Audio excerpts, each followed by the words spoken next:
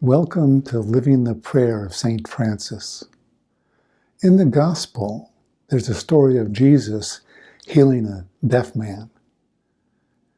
He says, be opened, and the deaf man can hear. I think we can look at that story more broadly and apply it to ourselves in the sense that we have the opportunity to be opened in lots of ways. If we look at the prayer of St. Francis, at the observation that's implicit that we fall afoul of having internal hatred, injury, doubt, despair, sadness, and so forth, then each of those is a form of constriction that can be opened up. So to be full of hatred, or full of injury, or full of doubt, etc., is to be constricted. It's hard to turn to God when we are constricted. We're told to love the Lord our God with all of our heart and mind and soul, and our neighbor as ourself. If we're constricted by negative emotions, then we are turned away from God. Be opened.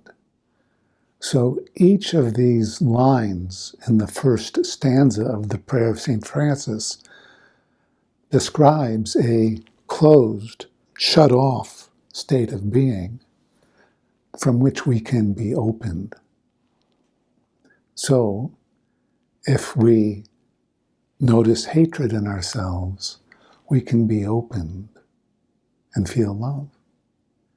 If we notice injury, and I say notice for these things because sometimes we may not really notice that we are feeling hatred or injured. It's kind of an odd thing to say, but at least in my own experience, there can be kind of a muttering voice internally, or a feeling, a kind of a restlessness that has to do with one of those negative emotions. So when we actually notice it, then we can be opened.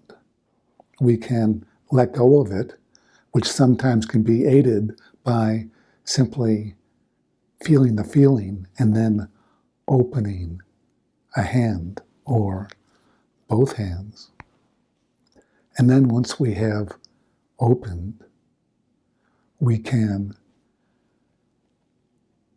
sow love. We can sow pardon, hope, and so forth. One of our challenges as human beings is that it's hard to do some of this on our own. If we notice it, gee, I'm feeling kind of hateful or resentful or angry.